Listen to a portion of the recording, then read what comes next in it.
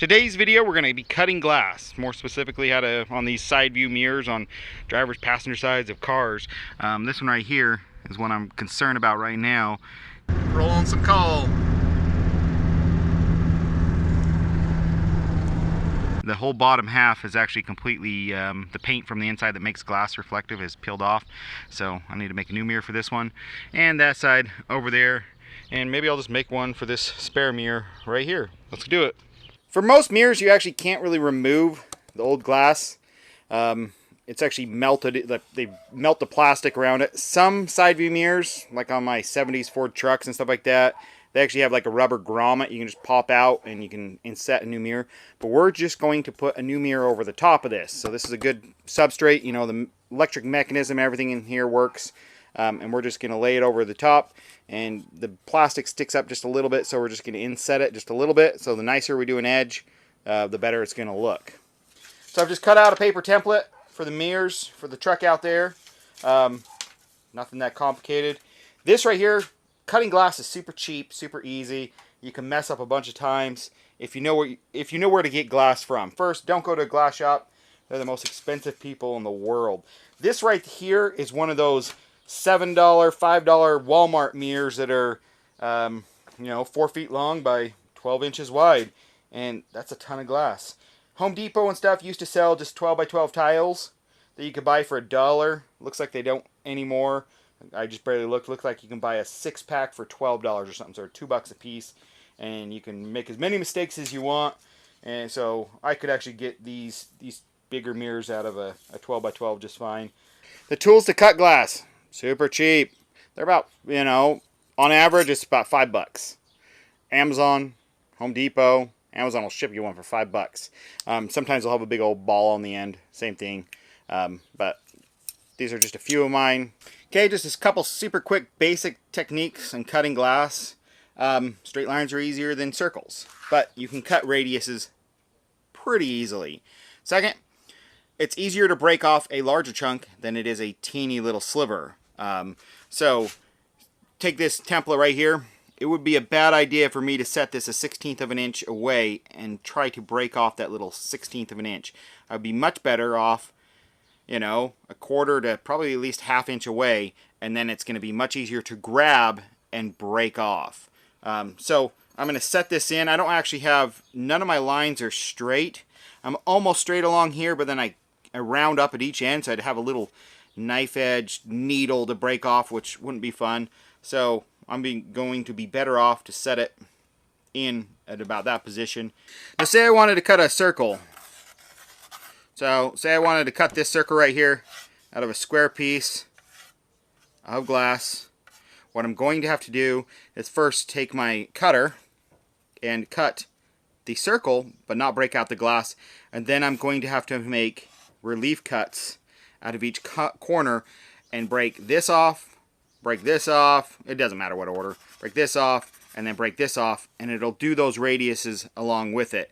I'm going to just tape down my template real fast, mark it out with Sharpie, and then start cutting.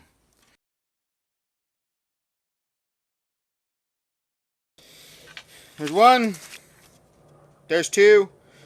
Whatever you do, make sure you don't do it backwards and do it opposite the way you want it to lay down.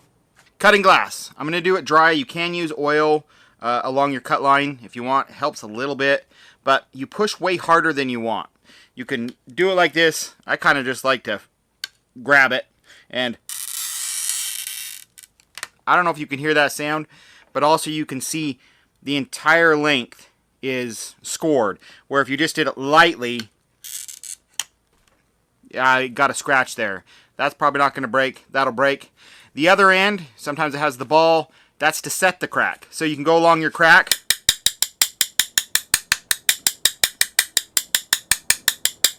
Especially if you got a really complicated cut, and do that. All these little grooves right here are to grab your glass. You can grab your glass, and it actually did break on that little light line, but there we go. But you want to get as good a score as possible. Where this one broke, actually originally, sometimes, actually you can see where I didn't get a score completely across it. It actually jutted up right at the end. So even though I was kind of a straight line, glass does not follow a straight line unless you tell it to. We can do a curve. We can come in here. Come on. Set it.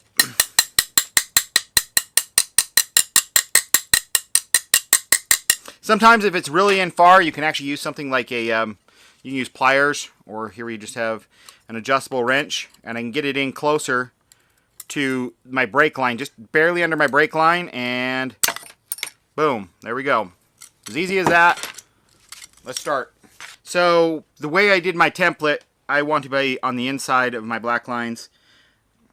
You can use oil. This is just transmission fluid. It kind of helps. It's gonna make it hard to see the line kind of for me, but we'll do it.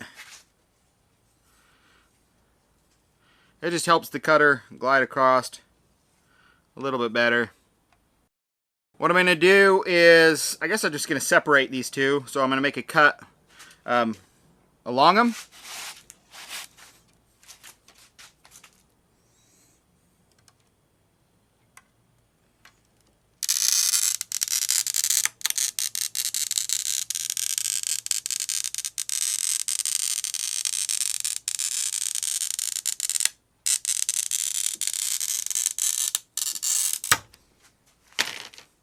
My first one, you can do tricks like put a pencil or something right under your crack.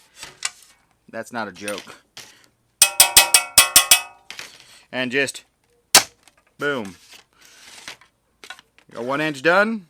Now I can do the other edge. We go from there. Again, the bigger the piece, the easier it breaks. Just the easier it is on you. I guess we'll just work on this one for a second.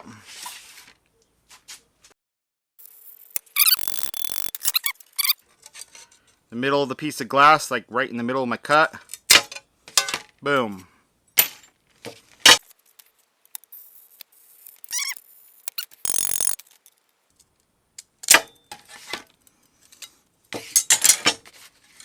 I left a little bit right there.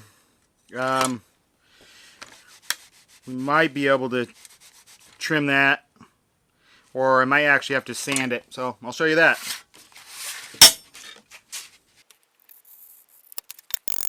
I'm actually going to leave a little piece to chip off. On this one I kind of rounded it. Kind of just personal preference. You don't have to get it perfect every single time. So now I can break this off. This is actually a bigger piece. I'll do the pencil trick. Now this is pretty close. This right here, I just have a little corner.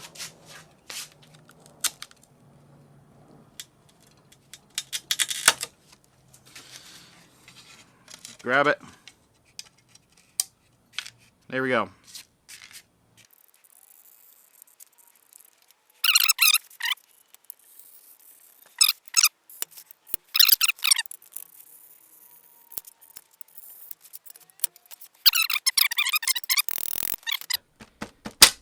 Work. There we go.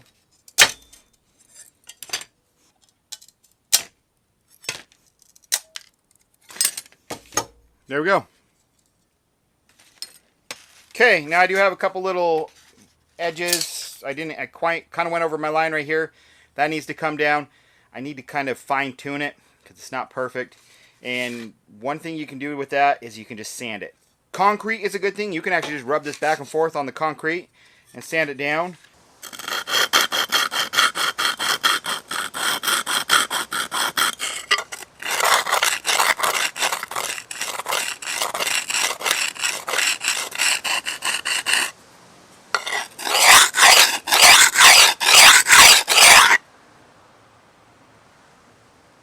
You can use just regular sandpaper, like on a grinder or something like this. It's just a flap disc. The finer the better. You don't want to do too coarse, like you wouldn't want to use a grinding wheel because it would sit there and chatter and break it. But I'm just going to use the inside here. It will dull my grinding disc really fast. I'm going to wear this, but we're just going to go. That was already super dull. We go with something a little sharper. Where's my... This has a lot more grit on it. You're not going to remove a ton of material with this. I'm just trying to get my edges a little bit prettier.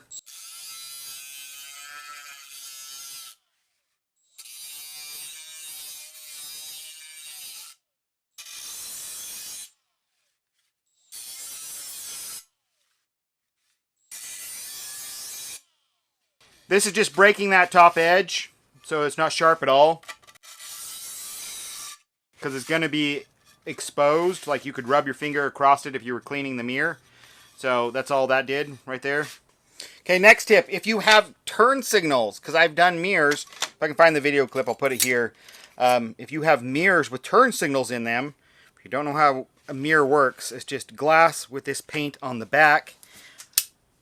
Make your mirror, find out where the turn signal is, just take a knife or something else like that, and all you got to do is scratch off the backing plate right there. Where's the flashlight?